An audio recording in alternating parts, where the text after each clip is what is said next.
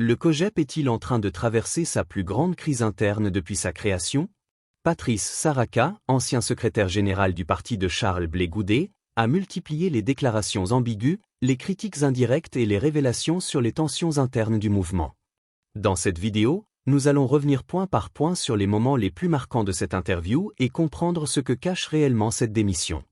Like la vidéo et abonne-toi pour plus d'analyses politiques sans filtre. Du COJEP à un moment donné, là encore, une autre crise va éclater. Il fallait y faire face parce que ce camp ne souhaitait pas que le COJEP devienne parti politique. Il fallait encore combattre. On a résisté et nous sommes allés à Grand-Lépée en août 2015, précisément le 15 août, où j'ai présenté le nouveau nom du COJEP, ses attributs aux militants et le COJEP est né. Vous voyez? Et c'est pour ça que je dis, sans modestie aucune, que Charles Blé Goudet est le père géniteur du COJEP. Moi, j'en suis la mère qui a trouvé le nom, qui a fait le trousseau pour que l'enfant, à la naissance, toute la communauté découvre le nom de l'enfant et ses habits. Donc la mère n'a pas abandonné l'enfant et le mari. Norbert, certainement qui va prendre la parole, mais effectivement, l'époux ne souhaite pas, vous nous l'avez dit, en tant qu'épouse, de façon, la figure des styles, en tant qu'épouse, l'époux ne souhaite pas que sa belle parte. L'époux souhaite que la belle reste toujours dans la chambre conjugale. Mais là, vous décidez d'aller au salon, histoire d'illustrer. Mais vous nous aviez ici, vous, en tant qu'épouse, fait une promesse, je me rappelle lors de votre précédente entrevue ici avec nous, que le bébé devait avoir ses documents officiels. Parce que le bébé, bah si, il nous avait même promis, fait la promesse que début 2026, que oui, effectivement, que l'extrait de naissance officialisé par... Mais le premier extrait du bébé, le premier extrait, comme je l'ai dit, le COJEP, il est unique, il est pluriel. Oui. C'est les 3 enfants politiques que Charles Blé Goudet a eu. Le COJEP, groupe de pression, qui a eu son extrait de naissance, qui est donc l'acte constitutif de cet enfant-là. Oui. Le deuxième, le mouvement, a également eu son acte constitutif. Oui. Et le troisième a eu son acte constitutif le 15 août 2015 à Grand-Lépée. Mais moi je parle de sa présence dans les documents officiels, dans le journal officiel. Vous nous avez regardé ici dans les yeux, vous m'aviez dit, je vous promets, depuis début 2026, vous verrez, le COJEP aura ces documents. J'étais impatient pour participer. Vous voyez aussi encore que là, malheureusement, notre objectif, nos intentions ne sont pas au-dessus de ceux qui détiennent la clé. Bon. Alors, vous appelez dans le papier.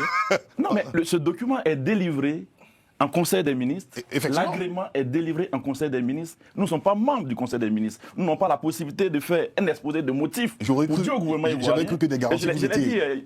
La démocratie, c'est aussi ça. La démocratie, c'est tout ça, tous ces indicateurs-là ne peuvent pas rassurer sur la qualité de la démocratie en Côte d'Ivoire. Un enfant moral comme ça qui naît, son acte constitutif est là, lui donner un agrément. Pourquoi tant de temps? Mais en Côte d'Ivoire, on voit ça. Mais est-ce que c'est pas aussi ce qui vous décourage ou même décourage une bonne partie des militants du COJEP? Parce qu'on a l'impression, effectivement, tout le narratif que vous nous donnez là, c'est intéressant, c'est bon à savoir. Mais un parti qui n'a pas de document, en fait... Vous êtes là juste pour soutenir des gens ou surveiller des bureaux de vote, quoi. En fin de compte, excusez-moi, c'est dommage. Oui, c'est clair. Mais il était candidat. Mais il était candidat en tant qu'indépendant. Attention. Mais je peux vous rassurer. Et ça, moi, personnellement, je ne le dis pas parce que ça me fait rire. Si. Je trouve ça dommage, quand même. C'est vraiment triste, la situation, qu'on n'ait pas l'agrément définitif, mais je peux vous le dire. Parce que les autorités qui nous ont reçus par rapport aux procédures intermédiaires nous regardent. Je vois ces agents qui ont enquêté, qui sont venus à notre siège. On s'est rendu dans leurs locaux, on a pris nos empreintes, on a signé des documents, ils nous ont remis des documents. Ce sont des efforts qui ont été faits et ils me regardent, je voulais les remercier. Parce que nous ne sommes pas au stade zéro. Nous sommes en réalité à la fin d'un processus.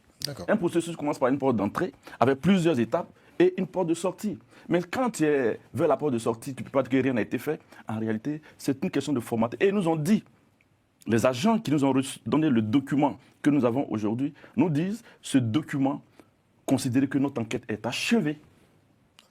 Notre enquête est achevée. Le reste, c'est des questions politiques, ils nous l'ont dit. Que c'est juste. Donc, en réalité, voilà, le COJEP n'a pas un problème majeur de ce point de vue. Et le gouvernement n'a pas intérêt à ne pas délivrer l'agrément définitif. Et pourquoi il le ferait-il d'ailleurs? En démocratie, lorsque les partis politiques évoluent dans un bel environnement, c'est un facteur de développement du pays. Oui. Et c'est pour cela d'ailleurs qu'on finance les partis politiques. Le financement des partis politiques, ce n'est pas de la philanthropie. C'est parce que les partis doivent avoir un paquet minimum d'activités, une mission claire d'éducation citoyenne, de sensibilisation, de participation, que le pays soit développé. Sinon, on ne financerait pas les partis politiques pour leurs beaux yeux. Norbert, après une demi-heure. Que cherchez-vous, docteur Saraka? Pensez-vous que vos interventions en répétition sur les plateaux télé sont de nature à renforcer le COJEP? Ah, c'est vous qui m'apprenez que j'ai des interventions répétées sur le plateau. La dernière fois que j'étais sur le plateau, Carlyle, je crois que c'est en septembre 2025. C'est quand même incroyable. En septembre 2025. C'est quand même incroyable que vous disiez ça. Hier, qu'est-ce que vous avez fait hier, à Paris? Vous étiez sur un plateau télé ou pas? Oui, mais c'est pas ça. Alors, c'est de ça dont je parle. Ah oui, c'est de ça que non, je parlais. Pourquoi le nier? Enfin, je comprends pas. Ma question est claire. Oui. Que cherchez-vous à multiplier des interventions médiatiques sur les plateaux télé hier et aujourd'hui? J'appelle ça une multiplication. Okay. Et c'est le français que je parle. Est-ce que vous pensez que c'est de nature à renforcer le COJEP? Je comprends bien que vous parlez en français. Alors, cela dit, 2 mois après ma démission, parce que cela fait exactement 2 mois. Mais c'était rendu public récemment. Oui, récemment. Ça fait... J'ai dit 2 mois. Mais ça après. donne Ça rien à confirme les voir. infos qu'on avait déjà eues. Officieusement. En réalité, c'est le 21 mars, lors des États généraux, que publiquement je l'ai annoncé et je l'ai plus tard formalisé et transmis le courrier le 2 avril. Mais je considère que depuis le 21 mars, j'ai démissionné. D'accord. Parce que c'était sincère, c'était mûrement réfléchi. Donc j'ai gardé le silence. Je suis de passage à Paris. Je vous fais quand même l'amitié de passer vous saluer. Ah, ça fait plaisir. Oui, on est très contents. Alors, ça a D'ailleurs, été la même chose le chez chef a dit que vous étiez membre de la bande à Carlyle. Mais je n'ai toujours pas la réponse à ma question. Le temps tourne, vous nous racontez des tas de trucs. Non, vous occupez le machin. Mais alors, est-ce qu'on peut avoir, quand on vous pose des questions, ou alors vous ne voulez pas qu'on vous pose des questions, mais quand on vous pose des questions, est-ce que vous voulez bien y répondre? Sinon, c'est pas la peine. On vous laisse la caméra et puis vous débrouillez tout seul. Que cherchez-vous? Norbert, oui, il ne m'intimide pas du tout, hein, parce que ça, je suis habitué à cette tactique. Ça, c'est de la tactique. Alors, ce que je peux lui dire, c'est que je suis là pour rétablir la vérité. Je vous ai dit d'emblée qu'une information, vous ne la donnez pas. Une information, lorsqu'elle n'est pas claire et précise, laisse place à la rumeur. Mais je n'ai pas jugé nécessaire de parler depuis 2 mois. Maintenant, en vous faisant l'amitié de venir vous dire bonjour, je profite pour dire aux Ivoiriens, aux militants du COJEP, que ma démission est d'intérêt collectif, que j'ai bel et bien transmis un courrier de démission au président Charles Blé Goudé, courrier dans lequel je me suis déchargé de mes fonctions de secrétaire général. C'est clair. Ah non, c'est pas clair. Franchement, on cherche tous à savoir ce qu'il y a dans cette lettre. Ça dépend de ce que vous cherchez. C'est simplement ce qu'il y a dans cette lettre. Non, mais posez votre question. Posez votre question concrètement. Mais la question a déjà été posée. Ce qu'il y a dans cette lettre. Alors, le point... C'est tout. Mais c'est normal, c'est notre boulot. Oui, c'est votre boulot. Moi aussi, mon rôle, c'est de vous répondre. Bah oui, alors, je vous réponds selon mes éléments de langage.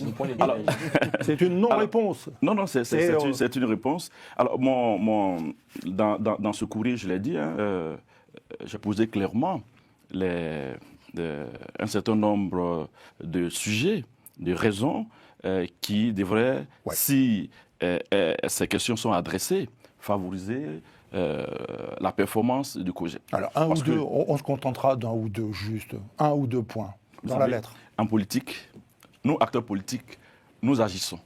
Oui. Nous posons des pas. Donc on ne saura pas. Et quand on pose des pas, c'est bien, on ne saura il pas. est évalué par ceux qui sont en face, c'est nos militants.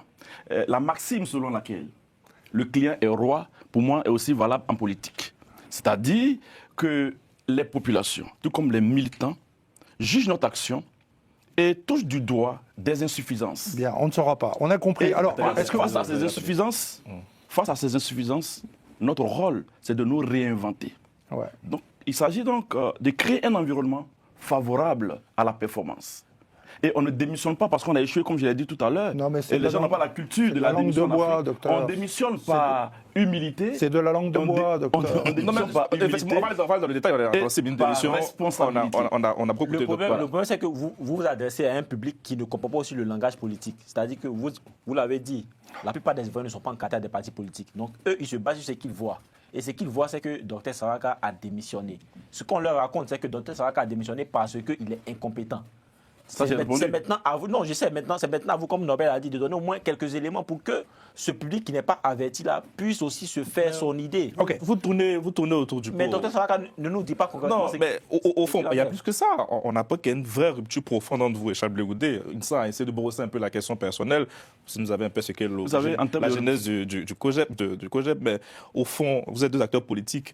Est-ce que M. Saraka aussi n'a pas en fait, des ambitions personnelles aussi concrètement? Par exemple, il ne veut pas tracer son sillon, c'est pour ça qu'il se sépare de Charles Blé Goudé. Enfin, je ne me suis pas séparé. Ce que vous devez savoir, on ne peut pas être à ce niveau où je suis et puis être d'accord avec même le président du parti sur tous les sujets. Je peux vous le dire, sur beaucoup de questions, je ne partage pas les mêmes points de vue que le président Charles Blé Goudé. Et il y a d'autres acteurs qui n'ont pas du tout les mêmes points de vue que lui. Et c'est ça la richesse de la démocratie interne. Lesquels, docteur, lesquels? 2 exemples, ça suffit. On n'est pas très gourmand à la bande à Carlyle, mais on aimerait bien avoir un petit parce que c'est aussi dénonce une forme de mollesse de Charles Blé Goudé. On sait que ce n'est pas le même Charles Blé Goudé qu'on a connu à l'époque. En termes de mollesse, on parle même de trahison. Est-ce que c'est votre... Et c'est pour cela que je vous ai dit tout à l'heure que le COJEP qui est né en 2015 porte dans ses gènes, dans son ADN, l'autodétermination. Quand bien même Charles Blé Goudé était au Ghana, quand je vous ai raconté l'histoire de la victoire, de l'autodétermination, de l'affirmation sur la soumission, et que Charles Blé Goudé nous a soutenus dans cette démarche, je suis en train de vous dire que le COJEP actuel porte dans ses gènes l'autodétermination. Quand bien même, après le congrès de 2015, le 16 avril 2016, les partisans de la soumission, à la demande du président Charles Blé Goudé, ont fait allégeance. C'était lors de la première entrée politique du COJEP parti politique, c'est le 16 avril 2016 à Yopougon Azito. Et ce jour-là, publiquement, ils nous ont rejoints. Et je peux donc vous dire, dans la mesure où ils nous rejoignent, le COJEP qui est là est le COJEP de l'autodétermination qui s'oppose de façon à satisfaire les Ivoiriens, à faire face aux besoins prioritaires des Ivoiriens. Voici la ligne du COJEP. Ok. Bon. Donc, nous n'aurons pas les réponses à nos questions très précises. Alors les partisans de l'autodétermination au sein du COJEP s'opposent donc aux partisans de la soumission. C'est ce que vous venez de nous dire. Ah, ça c'était avant. Le 16 avril 2016, ils ont fait allégeance, on nous a rejoints. Et donc c'est un COJEP uni qui sait très bien que dans la mesure où l'autodétermination a pris le pas sur la soumission, on ne peut plus être dans une dynamique de soumission. D'accord. Donc ça veut dire effectivement que là, dans ce cas-là, effectivement, si la soumission a rejoint l'autodétermination, cette autodétermination, depuis 2016, ne se fait pas voir sur le terrain politique en Côte d'Ivoire. Parce que vous, effectivement, vous communiquez très souvent pour le compte du COJEP, parce que le président Charles Blé Goudé fait des sorties qui sont assez millimétrées, et y compris vous. Mais quand vous vous exprimez, quand on fait le bilan de tout ce qu'il en est, parce que je vous ai dit quelque chose, c'est dommage que le COJEP n'ait aucun document. Vous aviez essayé de dire oui, les autorités font ce qu'il faut, mais c'est véritablement un cadre politique. En fait, tout ce que vous nous aviez énuméré depuis le début, en fait, sur le terrain politique, c'était des échecs. C'est-à-dire que vous aviez eu la volonté de bien participer aux élections, bien faire des choses, mais je ne pense pas que ce soit vous, docteur Saraka, seul qui décidez. C'est tout un organisme, parce que vous aviez dit, vous êtes le coordonnateur des secrétaires généraux, vous nous avez expliqué tout ce qu'il y avait autour, l'ossature autour. Est-ce que docteur Saraka, qui était lui-même un des fers de lance aussi d'accord de l'autodétermination, peut-être ne se fait pas entendre en aparté? Est-ce que peut-être vous prêchez dans le vent? Est-ce que cette autodétermination que vous prodiguez à vos amis vous disent non, malheureusement, faut pas qu'on parte maintenant, ne cherchons pas à croiser le fer? Est-ce que c'est pas pour autant si vous avez décidé, d'accord, de démissionner tout simplement parce que vos stratégies ou vos messages ne sont pas entendus, en fait, peut-être on vous met. Mais pour compléter votre question, vous êtes de plein pied. Parler docteur, de votre échec personnel. Mais au fond, derrière, il y a un président de parti. Est-ce que votre démission n'acte pas aussi l'échec de la ligne prônée par le président lui-même, au fond? Alors, le président du parti a été élu pour un mandat de 4 ans. Lui, il n'a pas forcément les mêmes libertés que moi. Il doit rendre compte au Congrès. Et c'est le Congrès qui va juger son action. En ce qui me concerne, j'ai fait un bilan personnel et j'estime que cette démarche est de nature à aider. C'est une opportunité. Une chose est certaine, Patrice Saraka n'a peut-être pas tout dit, mais ses déclarations montrent clairement qu'il existe des tensions importantes au sein du COJEP. Et vous, Pensez-vous que cette rupture va affaiblir Charles Blé Goudé ou au contraire renforcer son autorité? Dites-le en commentaire et partagez cette vidéo autour de vous.